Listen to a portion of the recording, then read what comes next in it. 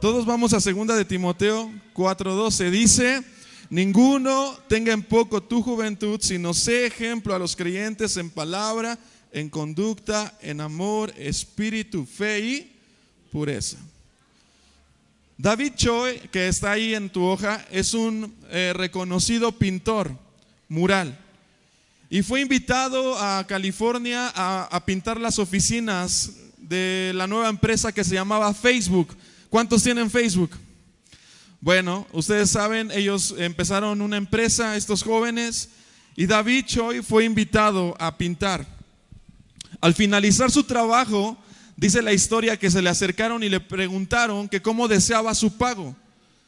Le dijeron: podemos pagarte en efectivo, la cantidad que habíamos quedado, o podemos darte, ¿qué? Acciones de la empresa. Este hombre antes había declarado que a ese negocio no le veía futuro. Había declarado que Facebook no era una buena empresa. Fue contratado, fue a hacer su trabajo, pintó y se le fue presentada una oportunidad, digan conmigo, oportunidad de invertir. La idea de invertir es poder ganar más de lo que hemos invertido o de poder recibir su pago, cual habían dicho. Entonces, ya sea que fuera su pago en efectivo o su pago en acciones. ¿Qué crees que decidió? Lo vamos a ver al final de la conferencia. Así que no te puedes ir para que escuches el final de la conferencia. Dice Timoteo, o le dice Pablo a Timoteo: ninguno tenga en poco tu juventud, sino sé ejemplo a los creyentes. Y cuando Pablo le escribe esto a Timoteo, muchos pensamos en un adolescente, ¿no? Quizá pensamos en Fabián, quizá pensamos en Tony, en Alan, en chavos de esa edad, pero se cree que no era tan joven como pareciera. O sea, es decir, para Pablo era un joven, a diferencia de Pablo. Sí, Pablo consideraba a Timoteo como un joven, pero se cree que tenía entre los 40 años aproximadamente. Entonces, si tú tienes los 40 pegándole a los 50, esta palabra es para ti. Y si tienes un poco más, también. Pero no es tan joven como uno cree. ¿Por qué? Porque la iglesia no aceptaba a tan jóvenes que los pastoreara. Era como un poco retante para ellos.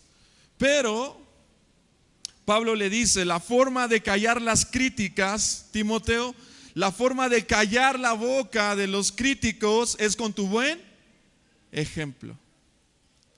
Era un consejo súper difícil de llevar, pero era el único.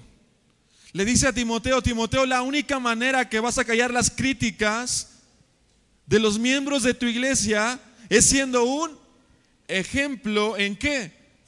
En fe, en conducta, en amor, en pureza. Digan conmigo: soy ejemplo. Entonces no te escapas. Si tienes ahí pegándole a los 50 años, ¿qué crees? Es para ti. Este consejo también es para ti. Un entrenador de básquetbol muy conocido dijo una frase muy buena: los jóvenes no necesitan críticos, los jóvenes necesitan ejemplos. Los jóvenes no necesitan críticos, los jóvenes necesitan ¿qué? Ejemplos. Hoy en día los jóvenes encabezan muchos de los movimientos en nuestro país. Como anteriormente, son jóvenes de 23, jóvenes de 18 años. ¿Alguien vio la marcha de las mujeres? Si tú logras ver fuera de todo lo que sucedió, pero si ves los rostros, son jóvenes, son señoritas, son mujeres jóvenes.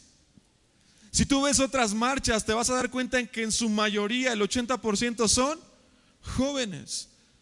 Fuimos el tercer lugar en medalleros de los Juegos Panamericanos. Lo confundo con el otro. Juegos Panamericanos. Nos trajimos más de 100 medallas. En su mayoría, ¿quién creen que la ganó? Jóvenes. Fuimos el tercer lugar en el medallero. No sé quién fue el primero y el segundo, no lo investigué, pero fuimos el tercer lugar. Algo que yo sí quiero resaltar que Pablo deja ver es que tenemos el poder o la influencia, o podemos ser el ejemplo para muchos. Como jóvenes, no estamos hechos para estar escondidos, sino estamos hechos para brillar y poder ser ejemplo a muchos más. Como jóvenes podemos marcar tendencia, podemos marcar un camino también. Como jóvenes podemos traer cambios a nuestra iglesia, a nuestra familia, a nuestra ciudad, a nuestro gobierno. El mundo necesita de ti, pero también necesita de nuestras generaciones anteriores. Este tema tiene que ver con conectar las generaciones. Timoteo era quien era por dos grandes mujeres. Número uno, su madre y su abuela. Estas dos mujeres fueron pieza clave en la educación de Timoteo. Pieza clave. La mamá y la abuela. Había algo y ellos la llevaban, lo involucraban en el conocimiento de quién era Dios. Y Pablo más adelante toma las riendas de su educación y entonces lo catapulta a otro nivel. Pero es su mamá y es su abuela quien comienzan en él un desarrollo espiritual para el beneficio de miles de personas. Esta iglesia en la cual pastorea Timoteo era una de las más grandes que había en su tiempo. Estaba en un sector complicado porque culturalmente llegaban de muchos lugares, estaba en un puerto. Y llegaban de muchas partes, con muchas tendencias, con muchos tipos de pensamiento. Y Pablo tenía que atacar todo eso con el evangelio de una manera inteligente. Es decir, no fue colocado en cualquier lugar. Jóvenes, fuiste hecho para tomar lugares importantes. Pero si tú no te la crees, si tú no caminas hacia allá, aunque haya sido hecho para eso. Jóvenes, no estoy hablando de 16, 17 años, estoy hablando de 50, 40, 30 para abajo. ¿Y los de 60 dónde quedan?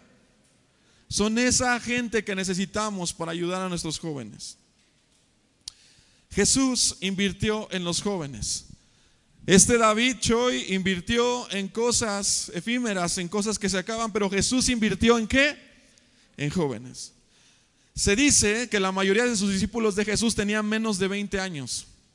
La mayoría de sus discípulos de los 12 tenía menos de 20 años. Nada más Pedro se cree que es el que era mayor de edad, que era considerado como mayor de edad. Todos los demás tenían menos de 20 años. Es una hipótesis, es algo que han estado estudiando, pero la primera cita la podemos ver en Mateo 17:24, nos enseña sobre los impuestos. Van y le piden a Jesús, ¿tú no pagas impuestos? Y Jesús dice, claro que sí, los voy a pagar. ¿Y quién más paga el impuesto ese día? Y le dice, paga el mío y paga el tuyo, Pedro. ¿Quién no paga? El resto de los discípulos. Ahora, en Éxodo vemos, en Éxodo capítulo 30, versículos 13 al 14, ahí viene quién tenía que pagar ese impuesto y qué edad tenía que tener. Tenía que considerarse dentro de los contados y para eso tenía que tener cierta edad para ser considerado. No me voy a detener a leerlo, pero sí te voy a pedir que tú lo busques porque no creas que es una locura mía decir que los discípulos de Jesús tenían menos de 20 años. Esas dos citas nos van a ayudar para poder ampliar esta parte, decir sí, porque ellos no tenían la obligación de pagar impuestos porque aún no eran considerados dentro de ese impuesto por la edad que ellos tenían. Eso lo dice Éxodo capítulo 30, versículos 33. No voy a detener ahora ahí, pero Jesús invirtió en los discípulos. Por 3 años vieron a Jesús en diferentes circunstancias. Lo vieron llorar, lo vieron reír, lo vieron comer, lo vieron dormir. Durante 3 años los discípulos vieron a Jesús al natural. No al Jesús de los milagros, no al Jesús de la fama, sino al Jesús de lo secreto. ¿Recuerdas esa escena cuando Jesús llega? Ellos van en el barco y Jesús llega y ellos dicen, ¡ay, un fantasma! ¿Sí recuerdas? Yo creo que eso es personal, no digan que eso dice la Biblia. Yo creo que Jesús estaba jugando con ellos y los quiso espantar. Así como el chiquito, ¿no? Que va con su papá y se esconde el chiquito así de, voy a espantar, y mi papá dice, ¡ah! ¿No? Y Jesús va, porque yo me hago esta pregunta, ¿no podía haber llegado a donde iban? O sea, en vez de llegar a la barca, ¿por qué no mejor se fue hasta allá? Jesús era un poco, ¿no te has puesto a pensar en eso? Pero quiso darles una sorpresa. Bueno, eso digo yo. Jesús comía, por lo tanto también iba al baño, ¿verdad? Jesús permitió que sus discípulos lo vieran a otro nivel. Lo vieron llorar. ¿Te recuerdas en el monte del Getsemaní? Baja enojado y le dicen, ayúdenme a orar, estoy triste, estoy cansado. Ayúdenme. Lo ven a Jesús. Y Jesús invirtió sus 3 años de ministerio en unos cuantos jóvenes. Que más adelante esos jóvenes iban a traer toda una revolución a Jerusalén. Iban a traer toda una reforma a la religión.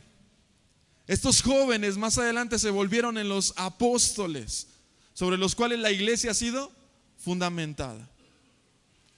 Después estos jóvenes se volvieron en el pilar de las iglesias, del evangelio.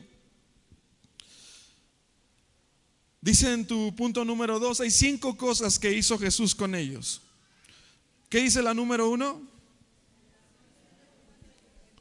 Se relacionó de profunda cercanía. Jesús vivió con ellos. Cuando nos relacionó con ellos de cerca, quizá esto nos ponga vulnerables ante ellos. Sin embargo, se fortalece a los que se discipula. Jesús llegó al momento que los llamó amigos. Jesús los llamó, empezó a vivir con ellos. Y estos 5 cosas que hizo Jesús son 5 retos que yo tengo para los adultos de aquí de esta casa. Estas 5 cosas que Jesús hizo son 5 retos que tengo para todos aquellos que tienen arriba de sus 30 años, 25 años, 30, 50 años. A ver, levántenme su mano los mayores de 30, no voy a decir, ahí los mayores de 30 levántenme su mano. O sea, sin pena, hermanos, ahí está la sabiduría, levanten la mano. Diga, este reto es para mí. Primer reto, fuimos llamados a imitar a Jesús. Y debemos invertir nuestra vida en estar cerca de jóvenes, ser vulnerables. Voy a decir algo de lo cual no estoy orgulloso, pero ¿qué ha sucedido? Los jóvenes que están con nosotros, cerca de nosotros, trabajando en el grupo de jóvenes, me han visto pelear.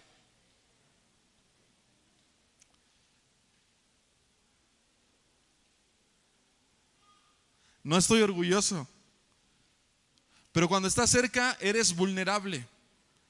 Pero no sé qué han visto que siguen ahí. Eso sí, no sé. Siguen trabajando al lado nuestro, siguen luchando por una generación, a pesar de que me ha visto en mis peores errores. Estar cerca de alguien te deja vulnerable, pero fortalece la relación discípulo a maestro. Hay una gran diferencia en aquellos que han discipulado así. Nos vemos 1 hora a la semana y jamás me involucro contigo. A aquellos que discipulan de esta manera, me involucro contigo y te discipulo mientras me involucro contigo. Voy a tus fiestas, convivo contigo, te visito cuando te pones mal, voy a tus sepelios, me hago parte de tu vida. Es totalmente otro discípulo el que formamos. ¿Están conmigo? El primer reto que tenemos es relacionarnos con los jóvenes de manera más profunda. Número 2, formar por medio del ejemplo. Formar por medio del ejemplo. Jesús no solamente les dijo oren, Jesús les enseñó a orar. Jesús no solamente les dio una cátedra de adoración y así se ora: Padre nuestro que estás en los cielos, santificado sea tu nombre. Jesús dice que se apartaba para orar. Y veían a Jesús que se apartaba y decía: ¿a dónde va? Y otro decía: va a orar. Me dijo que ahorita venía porque va a ir a orar. Oye, Jesús, ¿dónde está? Se levantaban todos a las 6 de la mañana y Jesús, y ahí el chismoso está orando. Acababan de predicar, acababan de dar autógrafos y Jesús allá en el monte orando. No solamente les dijo que era importante orar, les mostró cómo se debía orar. No hay nada tan poderoso como el ejemplo. Y ahora que estamos estudiando con los jóvenes el libro de Santiago, hay un principio hermoso en ese libro y es el siguiente: las palabras convencen, pero el ejemplo arrasa. Las palabras ¿qué? Convencen, pero el ejemplo arrasa. No hay nada más poderoso que tu ejemplo. ¿Quieres convencer a algo de alguien? Muéstraselo. ¿Quieres que alguien aprenda algo? Muéstraselo cómo se hace. No hay nada más poderoso que el ejemplo. Segundo reto para ustedes, siguiente generación, es que seamos un ejemplo. Número 3, Jesús miraba a sus discípulos con ojos de fe. Si tú recuerdas, por lo que nos dice la tradición, ellos no tendrían que ser quien ellos eran o quien ellos fueron.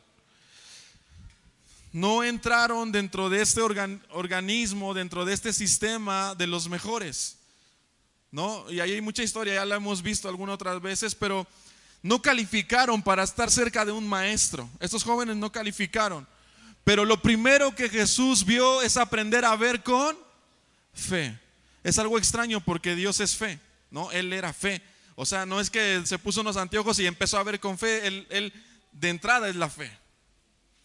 Y es importante que veamos a los jóvenes con anteojos de fe. No, este no va a poder. No, mira, este se va a equivocar en 3 meses, ya no la armó. No, mira, ahorita se equivoca, espérate, están chavos. Si puedes o lo hago yo. Échale 3 tomates. No va a poder. No, ahí lo estoy viendo la mamá. No, te dije. ¿No? Este vato no va a poder. Jesús no dijo eso. Jesús miró a los jóvenes con fe. Dice ahí, Jesús vio a las personas no como eran en ese momento, sino como llegarían a ser. ¿Qué crees? Que Dios te escogió no por quien tú eras, sino por lo que tú puedes llegar a ser. Si Dios lo hizo contigo, adulto, si Dios lo hizo contigo, adulto, ¿por qué no lo haces tú con un joven? ¿Por qué no crees en ellos si cuando Dios a ti te escogió eras un niño y creyó en ti? ¿Por qué no hemos de creer en la siguiente generación? ¿Por qué no hemos de depositar confianza en ellos y verlos como Dios los ve? Hay un gran potencial en cada uno de nuestros jóvenes. Pero muchas veces los papás nos encargamos de matar ese potencial, de destruir esa fuerza que nuestros jóvenes tienen. Jesús aprendió a ver a sus discípulos con anteojos de fe.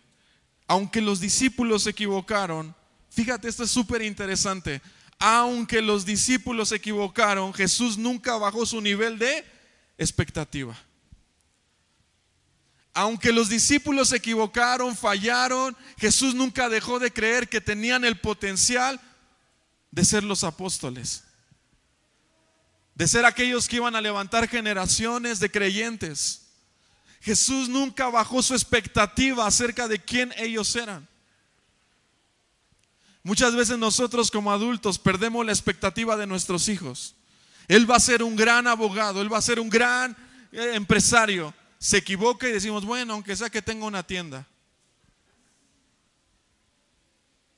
Bueno, pues aunque sea que vaya a la iglesia. Y como escuché a algunos jóvenes alguna vez, pues ya, si no la armas, pues sé pastor.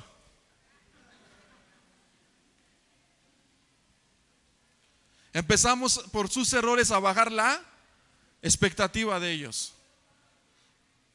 No, sigue creyendo en ellos. Es el mismo niño que nació en el vientre de esa mujer y que tú lo visionabas como algo grande. No ha cambiado, es el mismo. No dejes de mirar a tus jóvenes con la expectativa alta. Son capaces de dar más. Es lo mismo que hace Dios con nosotros. No nos deja ver o no nos deja de ver con expectativa. Ellos se equivocaron, ellos no siempre fueron bien. Pedro se equivocó, negó a Jesús. ¿Te recuerdas cuando los envía de dos en dos? Vienen bien contentos y después no pueden sacar el demonio de las hijas de un señor. Y Jesús les dice: hombres de poca fe, ¿hasta cuándo he de estar con ustedes? Chihuahuas. Pero no bajó la expectativa. Las últimas palabras en persona que tiene con Pedro es: apacienta mis ovejas. Nunca bajó su expectativa. Jesús sigue creyendo en cada uno de los que estamos aquí. Aunque te hayas equivocado, y esto es para todos los adultos, no sé qué hayas hecho, Jesús sigue creyendo en ti. Jesús te sigue viendo con la expectativa alta. Jesús sigue creyendo que en ti hay un gran potencial. Jesús no ha dejado de creer en ti, hermano.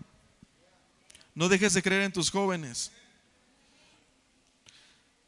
Tercer reto entonces, ¿cuál es? Seguir viendo a la generación que viene con ojos de fe. Aquí en grupos de conexión hemos estado tocando los que tú hoy viste. Pero también hemos tenido y hemos abierto la oportunidad a otra generación que viene, que ha sido Eliseo, que ha sido Yair, y estamos tratando de empujar a otra generación. Y tenemos la expectativa bien alta con ellos. De verdad, yo le digo al grupo de jóvenes: estos vatos van a llegar bien lejos. Tenemos que tener ojos de fe para con nuestros jóvenes. No pierdas la expectativa. Como liderazgo, iglesia, quizá nos hemos equivocado. No pierdas la fe en nosotros. Como diría mi mamá, primero en el Señor y después en nosotros. Oye, si tú no eres de los papás que involucra a tus hijos en el trabajo que se hace como iglesia, te estás perdiendo de un tesoro. Te estás perdiendo de algo hermoso que suceda con tus hijos. No pierdas la expectativa. Número 4, ya voy a acabar, les dio instrucciones. Número 1, instrucciones, corrección y dirección. Hay una frase ahí que encierra todo esto. Jesús era espiritualmente práctico. Jesús era espiritualmente ¿qué? Práctico. Tuvimos nuestras juntas en la escuela de Sendero de Amor, de trabajo, previas a entrar a clases. Estamos teniendo nuestras clases de consejo técnico. Por cierto, como comercial tenemos preescolar, primaria, secundaria y preparatoria abierto. Ya gracias a Dios hay chicos que están integrando más, pero todavía tenemos cupo. Pero dentro de estas clases, dentro de la reforma educativa que está viendo, porque la estamos viendo también nosotros, no te creas que estamos despegados de eso, hay una cosa que nos enseñan ahí, y es que los chicos de hoy en día necesitan ser prácticos. Ellos quieren saber para qué les sirve sumar en su vida real. ¿Para qué le sirve la división? ¿Para qué le sirve la multiplicación? Y una de las cosas que el maestro debe aclararle al joven es que esto que vas a aprender hoy te sirve para que hagas esto en tu vida. Porque si ellos ven que lo que están aprendiendo es para cuando tengan 80 años, ¿qué crees? No hay una necesidad de aprenderlo. Pero cuando tú le dices al chico: esto te sirve para que ahorita que salgas al receso sepas contar tu cambio, ¿el qué crees que hace? Quiero aprender. Esto que vas a aprender hoy te sirve para leer la carta de tu novio. ¿Qué crees que hace el chico? Él leía y está ahí hasta que quiere aprender lo que dice la carta de su novio. O esto que vas a aprender te va a servir para usar tu smartphone. ¿Y qué crees que hace? Es decir, tenemos que enseñarle de manera práctica a nuestros jóvenes. Por eso es que está grupos de conexión, porque ¿qué crees que hacemos ahí? Es de manera práctica. Ahorita yo ya me tardé, en grupos ya hubiéramos acabado. Es de manera que, pero no vayas, hijo, ¿estás cansado? No vayas, papito. No, papito, no te desgastes. Está muy lejos, está lloviendo. Oye, a tus jóvenes les estamos enseñando el libro de Santiago. Van a salir de aquí sabiendo qué quería decir Santiago. Con la fe sin obras es una fe muerta. Reto que tenemos es ser espiritualmente ¿qué? Práctico, sé práctico. Sé práctico con las enseñanzas bíblicas. Jesús, dentro de los métodos que usó mucho las parábolas. Ellos la entendían. El sembrador salió a sembrar y sembró una semilla eso lo entendió, ese contexto. ¿Sí me explico? Porque estaban en un contexto de agricultura, en un contexto de pesca, pero hoy no estamos en un contexto así, estamos en la ciudad. Y necesitamos ejemplos prácticos de la fe. Necesitamos verlos a ustedes viviendo una fe activa. Necesitamos adultos que nos enseñen a caminar en la fe. Necesitamos adultos que nos enseñen cómo se evangeliza, no jóvenes enseñando a los adultos a trabajar. ¿Cuántos adultos viste en el grupo de alabanza?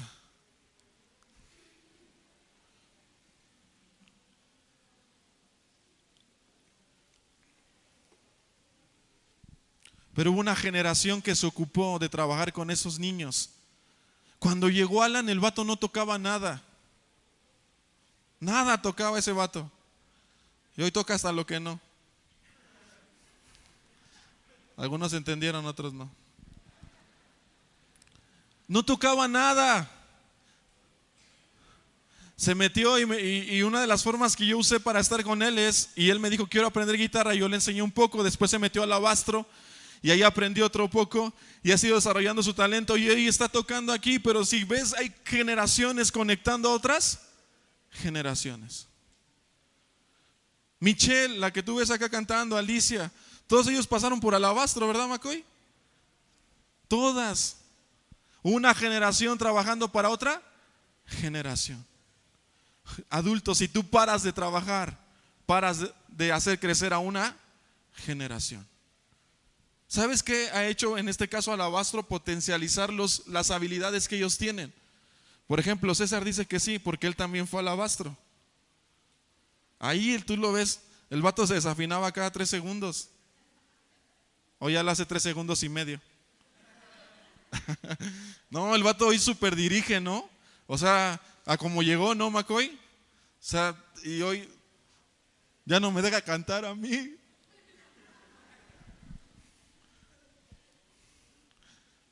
Y así vamos conectando una generación con otra generación.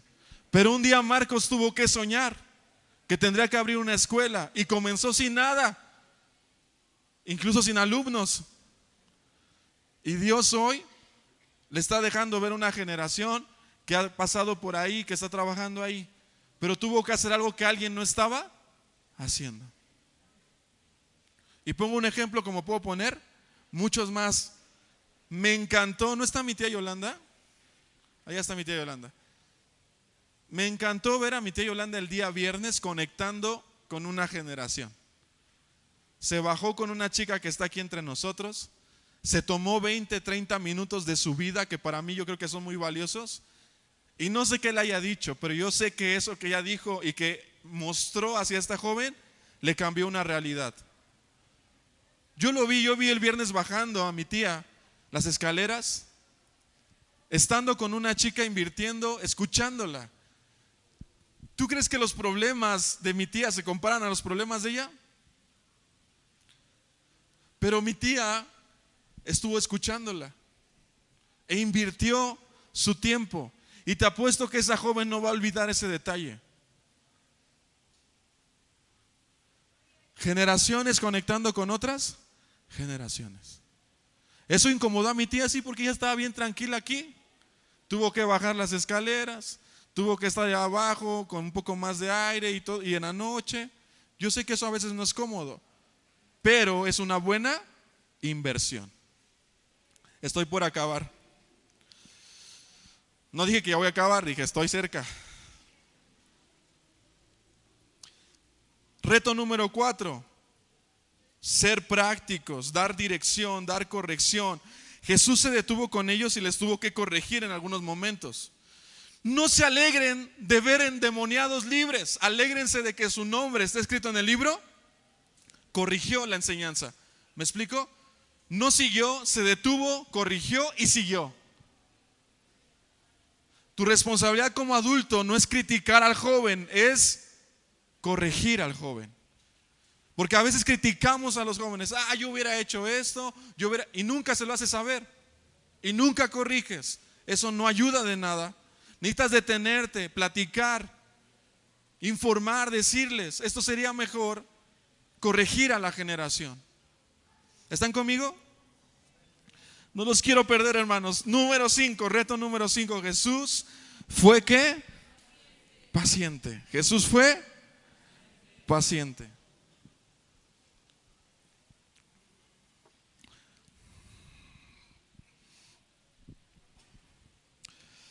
Jóvenes, todos los papás van a cerrar los ojos. Jóvenes, ¿crees que tu papá necesita un poco más de paciencia? Levanta tu mano. Los papás cierren sus ojos, por favor. Sí, no, aunque los tenga abiertos, no me importa. Dice, sí.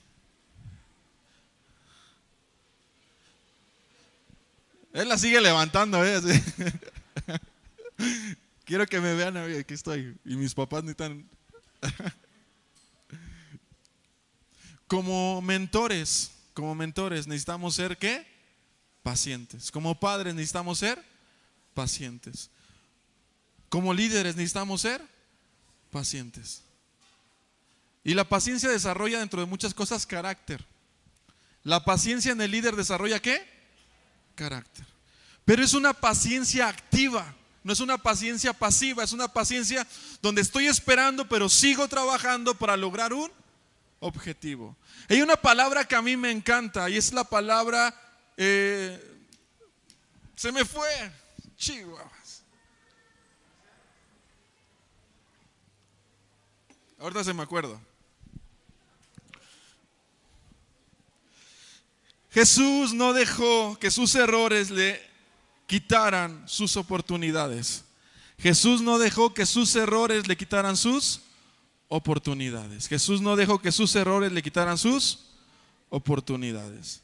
Hay que ser pacientes. En este momento vemos de Jesús no solo una actitud paciente, sino también una actitud de misericordia. Si el Padre nos trata así, ¿por qué nosotros no hemos de tratar así a la siguiente generación? Yo te pregunto, adulto que estás aquí, ¿Dios ha sido paciente contigo? Vuelvo a preguntarte, ¿Dios ha sido paciente contigo? Te manda a orar por alguien y tú, ay no, Señor, es que no voy a poder. El Señor dice, bueno, está bien. Otro día te manda a orar y, ay Señor, es que otra vez no. Pequé hace ratito. Y el Señor, bueno, otra vez. Lo está intentando desde hace 30 años activarte. Desde hace 40 años te quiere activar el Señor. Ay no, Señor, es que mira que soy pequeño. Mira que no puedo hablar. Y el Señor ya te profetizó y te dice, pondré mi mano sobre tu boca y dirás lo que yo. Pero es que no, Señor.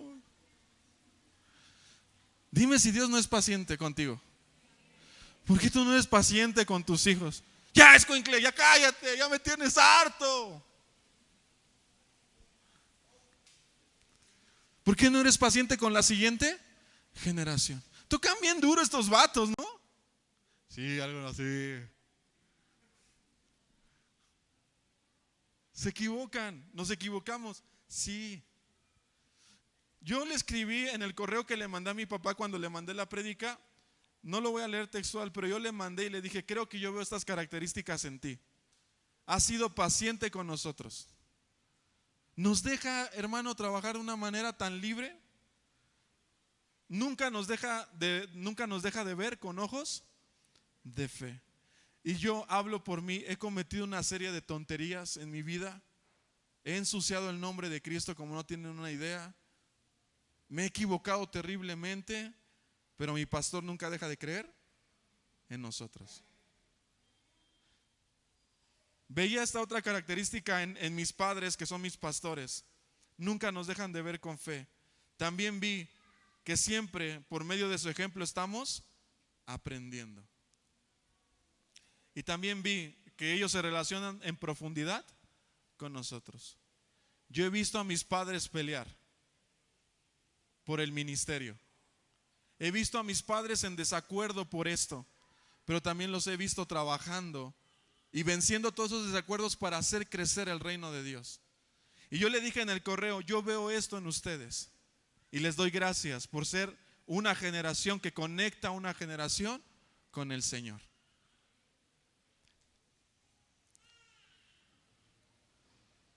Este hombre, David Choi, terminó decidiendo tomar las acciones. Y una vez que se vendió Facebook, se hizo de un día para otro un hombre millonario. Él decidió invertir su dinero. Él podía haber cobrado en ese momento lo que él decidió cobrar, pero decidió esperar. ¿Decidió qué? Esperar. Vio en eso algo, no sé qué vio, pero dijo, prefiero las acciones.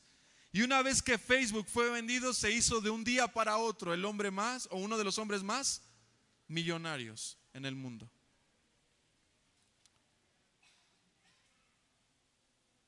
No sé, pero yo quiero invertir en los jóvenes. Quizás soy uno todavía de ellos. Y yo veo a los jóvenes necesitados de una generación que conecten a otra generación. En la conclusión que tienes ahí, si me ayudas, Diego. En la conclusión que tienen ahí, dice un proverbio chino: si tú quieres felicidad para toda la vida, ayuda a la siguiente generación. ¿Sabes por qué la delincuencia ha crecido? ¿Sabes por qué tienes miedo de salir al mercado? ¿Sabes por qué tienes temor de andar a las 10 de la noche fuera de tu casa? Porque hubo una generación que se desentendió de otra generación. Hubo una generación que quiso vivir para ellos solos y descuidó a otra generación. No quiero decir que es tu culpa, quiero decir que es parte de tu responsabilidad. Conectar a una generación con otra generación con Dios.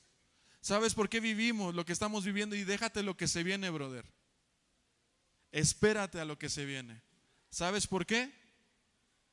Porque hay falta de que una generación madura conecte a una generación que está madurando con el Señor.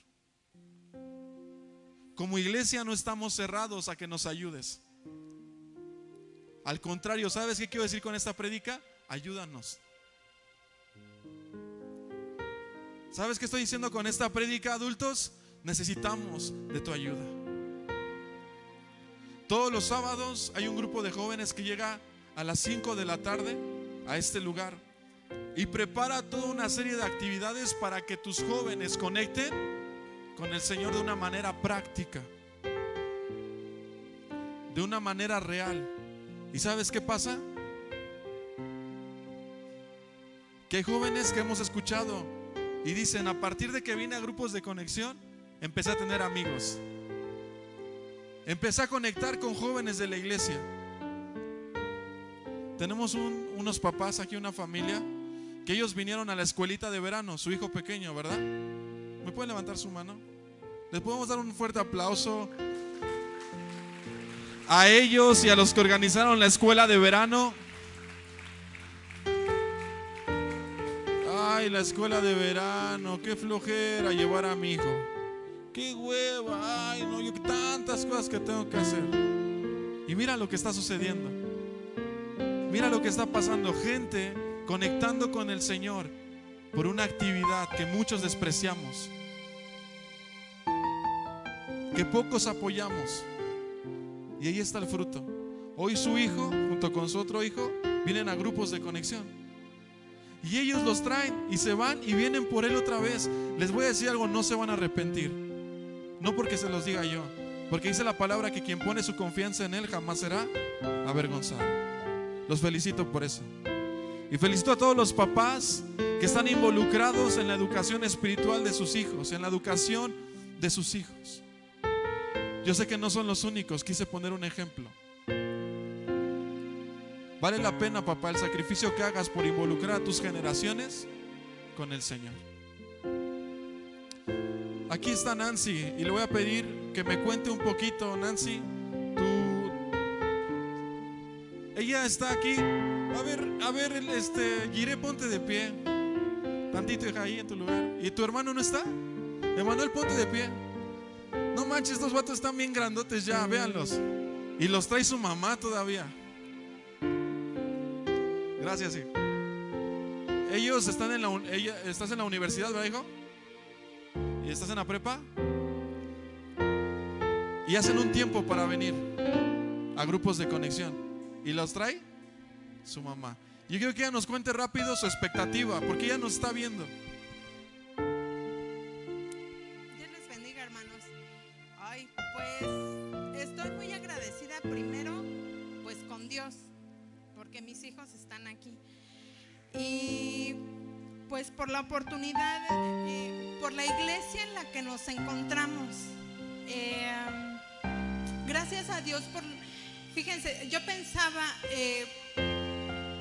Dios está preocupado por nuestros hijos. Y aquí hay gente que también está preocupada por nuestros hijos, pero más que preocupada, está ocupada. Yo le decía a mi hermana, admiro a Fabián y a Caro, junto con los demás jóvenes que dice él, que están aquí a las 5 en punto, preparando muchas cosas. Porque todos conocemos la situación de Fabián y de Caro, ¿verdad? Con respecto a Cami. Más ellos están invirtiendo su tiempo en nuestros hijos. Y pues le doy gracias a Dios por sus vidas. Hay gente detrás de todo esto que está preocupados por nuestros hijos. Creo que ellos también están preocupados por sus hijos, pero también por los nuestros. Entonces yo le doy gracias a Dios por la iglesia. Esa sería una parte. La segunda parte es que tenemos recursos aquí en la iglesia.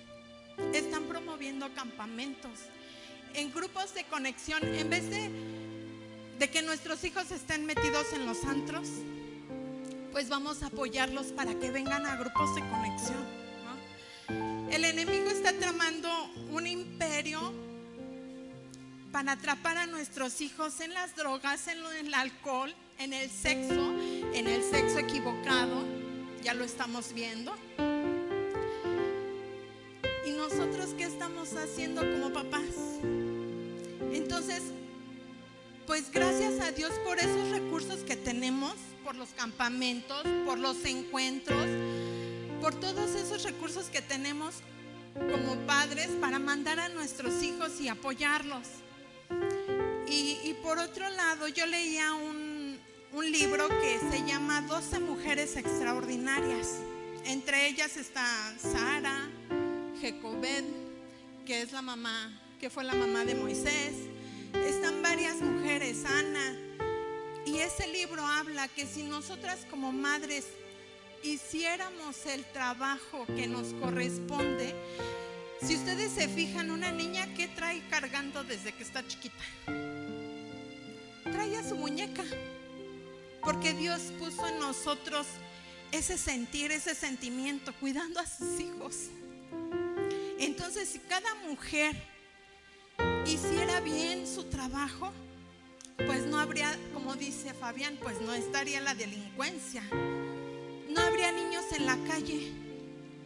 Yo me pregunto, ¿a qué niño le gusta estar en la calle si en su casa tiene una cama calientita? Si llueve, pues no se moja, le dan de comer. ¿A qué niño le gusta vivir en la calle? Pues no les gusta. Se van porque se sienten más seguros en la calle que en su propia casa. Entonces tenemos gran responsabilidad nosotras. Y bueno, ahorita hablé respecto de las mujeres, pero los papás también tenemos responsabilidad. Los padres, pues ellos son los sacerdotes del hogar, ¿no? Todos en conjunto tenemos una gran responsabilidad con nuestros hijos. Entonces decía Fabián, esta es una prédica para pedir ayuda. Pues vamos a hacerlo. Son nuestros hijos. Son nuestros hijos. No son los hijos de Fabián, no son los hijos, son nuestros hijos. Entonces, pues vamos a apoyar. Y pues vamos a hacer lo que tengamos que hacer, ¿no? Un día vamos a estar delante de Dios y nos van a pedir cuentas. Así como les pidieron cuenta de los talentos, yo creo que nos van a decir, bueno, a ver, te di 3 hijos. ¿Dónde están? ¿Los enterraste? ¿Los malgastaste? ¿Qué hiciste? Pidámosle a Dios que nos ayude, como decía Fabián, a conectar a una generación con la otra, impulsarlos, ¿no? A lo mejor ahorita, pues a mí no me afecta nada lo que la equidad de género diga, ¿no? A mí. A lo mejor yo pienso en mis hijos y digo, pues creo que ya la llevan de avanzada, pero si pienso en mis nietos, que algún día tendré, que a su tiempo, ¿verdad? Que no los estoy pidiendo ahorita. Para los nietos de mi hermana, ¿no? Que ya están y que van a la escuela y que les hablan de todo esto. Bueno, ya dejo el lugar. Perdón por extenderme tanto, pero ayúdenos, hermanos. Son nuestros hijos. Que Dios les bendiga.